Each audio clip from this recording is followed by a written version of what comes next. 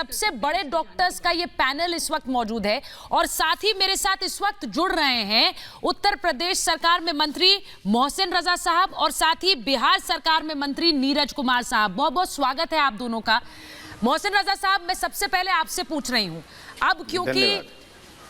क्योंकि लॉकडाउन धीरे धीरे खुल रहा है, लॉकडाउन में बहुत सी रियायतें दी जा रही हैं, बहुत से लोग ये जानना चाहते हैं कि आप एक राज्य से दूसरे राज्य जाना चाहते हैं, अगर मैं दिल्ली में हूं और उत्तर प्रदेश आना चाहती हूं तो मैं कैसे जा सकती हूं? देखिए, प्रिकॉशंस हैं, उसके साथ में सारी जगह पर जिस तरह से आपने देखा है बॉर्डर्स पर हम सबको चेक करते हैं, चेक करने के बाद में थर्मल स्कैनर से निकालते हैं और हमारे जो डॉक्टर्स पैनल बैठा है इन लोगों का बहुत बड़ा योगदान रहा है कोरोना के दौरान। हम इन सबको साधुवाद और धन्यवाद करेंगे क्योंकि इन लोगों ने पूरे देश में, क्योंकि हमें पता था कि इस वायरस का कोई इलाज नहीं है, इससे कैसे बचा जाए, कैसे लड़ा जाए, इसमें बहुत बड़ी भूमिका निभाई है हमारे डॉक्टर्स ने, हमारे पुलिस फोर्सेस ने। इसलिए हम इन सबका धन्यवाद करेंगे आपके चैनल के माध्यम से। और जहां तक बात की जाए उत्तर प्रदेश के अंदर, हमने उत्तर प्रदेश में आदरणीय योगी जी की जो सरकार है, हम लोगों ने देखा कि हमारे मुख्यमंत्री ने लगातार राउंड द क्लॉक 23 करोड़ जनता को सुरक्षित रखने के लिए लगातार काम किए हैं। सारी सुरक्षा व्यवस्था के साथ में सबको राशन प्रोवाइड करना, सबको जगहों पर रुक कर क्वारंटाइन करना, जो लोग बाहर जाए क्वारंटाइन करके जो स्वस्थ हो गए उनको घर पहुंचाना, उनको मदद देना, इस तरह का काम उत्तर प्रदेश में आदरणीय योगी सरकार ने किया है। ये अपने आप में दूसरे राज्यों के लिए भी एक मिसाल है और हमारे यहाँ इसके लिए बहुत तेजी के साथ में जो मारा जा रहा था कोरोना का कम्युनिटी स्प्रेड होगा, नहीं हो पाया और आज भी बढ़ा जरूर है आंकड़े का, लेकिन अगर आप देखें तो सतर्कता के साथ काबू पाया है और आज जहाँ बढ़ भी रहा है वहां पर बहुत अच्छे इंतजाम के साथ में क्वारंटाइन सेंटर और हमारे इंक्यूबेशन सेंटर्स हैं, वहां पर हम रखकर मरीज को ठीक करके स्वस्थ करके उसके घर भेज रहे हैं। देखिए, मैं आज मोहसिन साहब, हमारी कोशिश ये है क्योंकि लोग अब घरों से निकलना शुरू हो गए हैं, लेकिन हमारे मामले भी 1 लाख के पार हो चुके हैं। ऐसे में किस तरह से अब कोरोना आने वाले कुछ महीनों, साल रहेगा और उसके साथ ही हमें आगे बढ़ना है, उसके लिए हम जानकारी लोगों को दे रहे हैं। नीरज कुमार जी, अगर आप मेरी आवाज सुन पा रहे हैं।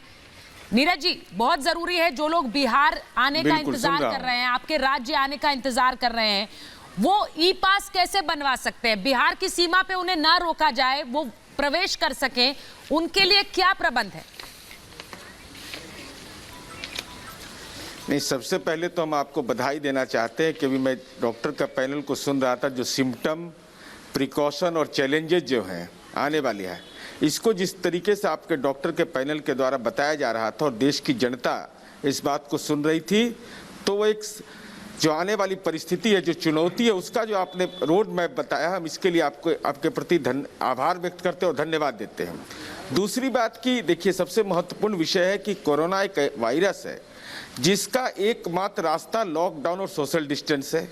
तो स्वाभाविक है हमारे बिहार के लोग आना चाहते हैं और बिहार के लोग लगातार आ भी रहे हैं। हमारे यहाँ लगातार ट्रेन से आने का सिलसिला, गाड़ियों से आने का सिलसिला, और हम लोगों ने अपने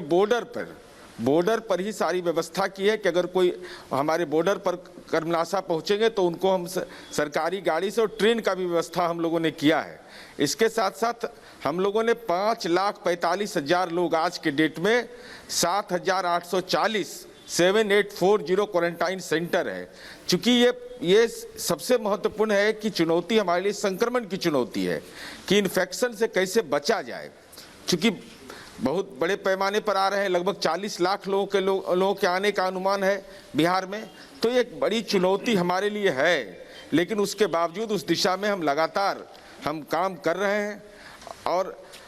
जो भी सरकार के माननीय नीतीश कुमार जी ने साफ तौर पर यह कहा है कि जो भी लोग प्रवासी आएंगे उनको भी इन्फेक्शन से बचाना है, गांव को बचाना है और समाज को बचाना है। हम आपको यह जरूर बताते हुए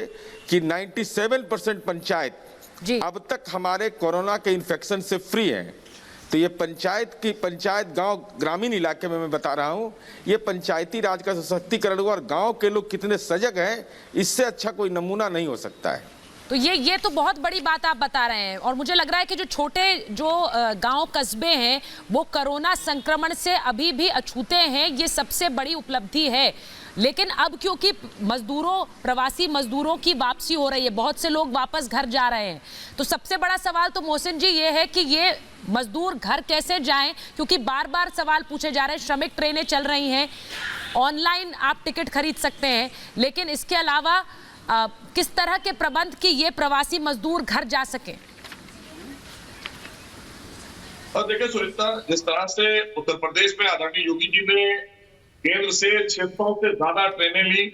लगभग 750 ट्रेन के जरिए हमारे प्रदेश में अलग अलग राज्यों से श्रमिक भाई आए हैं वापस। उनको हमने क्वारंटाइन भी किया टेस्ट करने के बाद, और जो लोग स्वस्थ थे उनको उनके घर पहुंचाया है। उनको सहायता राशि और सारे संसाधन के साथ में मास्क और सैनिटाइजर के साथ उनको घर भेजा है। तो ये इस तरह की सतर्कता बरतना पड़ेगी। हमारे यहाँ 12,000 रोडवेज ट्रांसपोर्ट की बसें चल रही हैं जो उनको अपने स्थान पर पहुंचा रही हैं और थर्मल स्कैनर के द्वारा उनको चेक भी किया जा रहा है। और लेकिन अब एक बात मानना होगी कि जो माननीय प्रधानमंत्री ने कहा है कि हम सब जान भी है और जहान भी है, उस नीति पर हमें चलना होगा। कोरोना के साथ साथ अपने को सुरक्षित रखते हुए अब अपने को पटरी पर लाना होगा, जैसा कि हमारे डॉक्टर्स ने अभी एडवाइस की है उसके तहत। और आयुष्मान हमारा जो मंत्रालय है, हमारा आयुष मंत्रालय ने जो चीजों के लिए कहा है उसका सेवन भी करते रहे, ताकि हम